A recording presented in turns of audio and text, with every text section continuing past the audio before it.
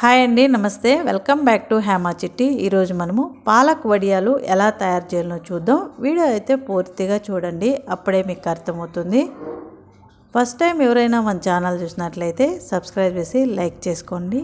నేను చెప్పే కొలతలు ఫాలో చేశారు అంటే ఈజీగా చేసేయచ్చు అనమాట. చూడండి ఎంత క్రిస్పీగా వచ్చాయో. ఇంత క్రిస్పీగా రావాలంటే ఎలా తయారు చేయాలో చూద్దాం. ముందుగా నేను ఎక్కువ వీడియోలలో నేను చూపించానండి కొలతలు, పక్కా కొలతలు. రైసు ఎంత రైస్ వేయాలి, ఎంత సగ్గుబియ్యం వేయాలని. ఫస్ట్ టైం ఎవరైనా చూసినట్టయితే వాళ్ళకి అర్థం కాదని ఇంకొకసారి చూపిస్తాను. 4 గ్లాసుల రైస్ అండి. నువ్వు 4 కేజీలు తీసుకోండి, లేదా 4 కప్పులు తీసుకోండి, 4 గ్లాసులు తీసుకోండి. రేషన్ రైసు ఒక 4-5 సార్లు బాగా క్లీన్ చేసుకోండి. రేషన్ రైస్ లేదు అనుకుంటే మామూలు రైస్ కూడా తీసుకోవచ్చు అనమాట. క్లీన్ చేసుకొని నీళ్ళల్లో నానక్కర్లేదండి, అలాగే ఎండకు పెట్టేసి క్రిస్పీగా వచ్చే వరకు ఎండించుకొని, ఇవి సగ్గుబియ్యము నీళ్ళల్లోనే వేయక్కర్లేదు, అలాగే కొద్దిగా ఎండకు పెట్టేసి ఆ రైస్లో వేసి మిల్లుకు ఇలా పట్టుకొచ్చేయాలన్నమాట. ఇలా మిల్లుకు పట్టుకొచ్చేసి సన్నగా ఉండాలన్నమాట, చాలా సన్నగా ఉండాలి నూక. నైస్ నూక అని అడిగితే వాళ్ళే పట్టించేస్తారు. ఇప్పుడు మనము పెద్ద గ్లాసుతో 1 గ్లాసు పిండి తీసుకుందాము. నేను ఇలా గోపురంలాగా తీసుకున్నానండి. ఇలా తీసుకున్నామంటే 1/4 గ్లాసు ఎక్కువ వేసుకోవాల్సి ఉంటుంది. సదరంగా కనుక తీసుకున్నామంటే 2.5 గ్లాసు, ఇలా గోపురంలాగా అయితే 2.25 గ్లాసు అనమాట. 1/4 గ్లాసు ఎక్కువ. పాలకండి, పెద్ద కట్ట అయితే ఒక అరకట్ట తీసుకోండి సరిపోతుంది. మనం ఒక గ్లాస్ పిండే కదా, అందువల్ల ఈ పాలక్ బాగా క్లీన్ చేసుకోవాలండి. ఇలా కాడలు లేకుండా ఆకు లేతగా ఉన్నట్టయితే వేసుకోవచ్చు, లేదు అంటే ఓన్లీ ఆకు మాత్రం వలుసుకొని. ఇందులో ఎక్కువగా మట్టి ఉంటుందండి, అందువల్ల ఒక 3 సార్లు 4 సార్లు బాగా కడుక్కోవాలి. ఏ ఆకుకూరకైనా సరే ఎక్కువ మట్టి ఉంటుంది, అందువల్ల బాగా క్లీన్ చేసుకోవాలి. ఇలా బాగా క్లీన్ చేసుకునేసి ఒక ప్లేట్లోకి తీసి పక్కన పెట్టేద్దాం. పచ్చిమిరపకాయలు కూడా ఒక 4 తీసుకోండి. అల్లం ఒక 1.5 ఇంచి దాకా తీసుకోండి.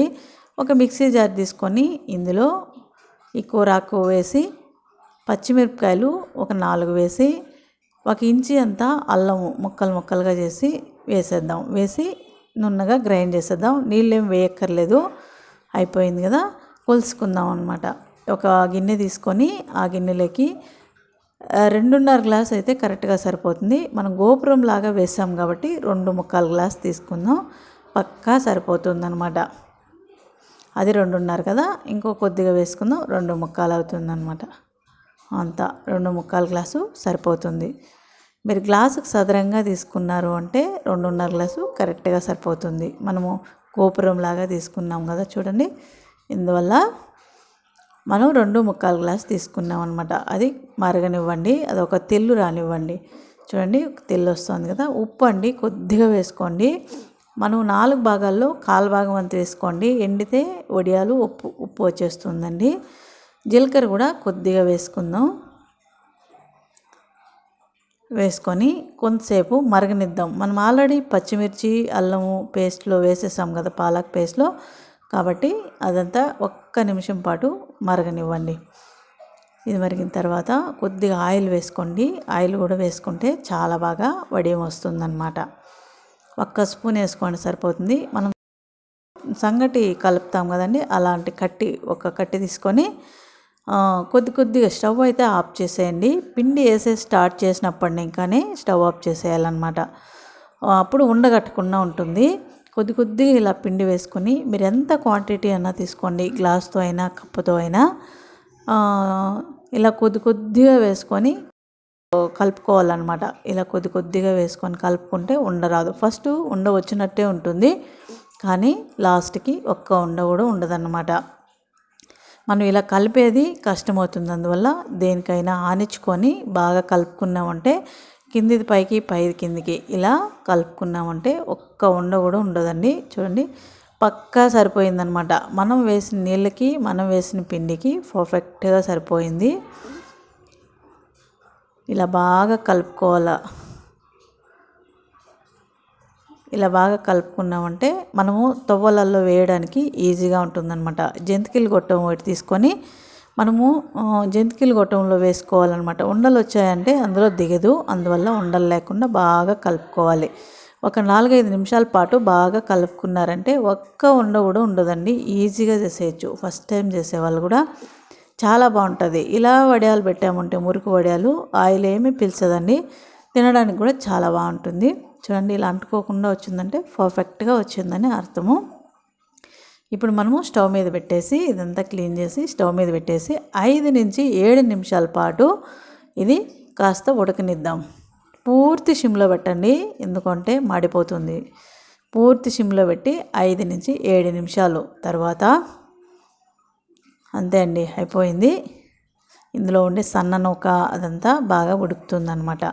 ఇప్పుడు మూత పెట్టేసి మనకి ఎక్కడ ఎండ వస్తుందో అక్కడ ఒక కవర్ వేసుకొని లేదా ఒక గోనిచీలైనా లేదా ఒక బట్ట అయినా, బట్ట కనుక అయితే తడిపి వేసుకోండి, కవరు గోనిచీల అయితే అలాగే వేసేసుకోవచ్చు.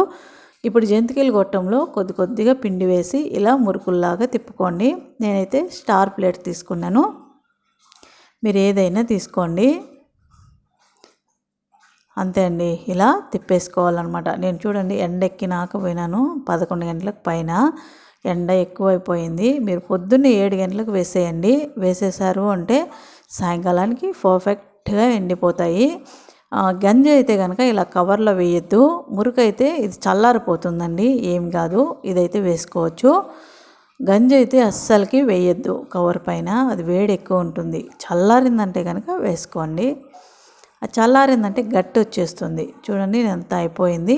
ఇది సాయంకాలం అండి. కవర్లో అయితే ఊడిపోతాయండి. అది చూడండి ఎంత బాగా వచ్చేస్తాయో, ఇలా వచ్చేస్తాయి అన్నమాట.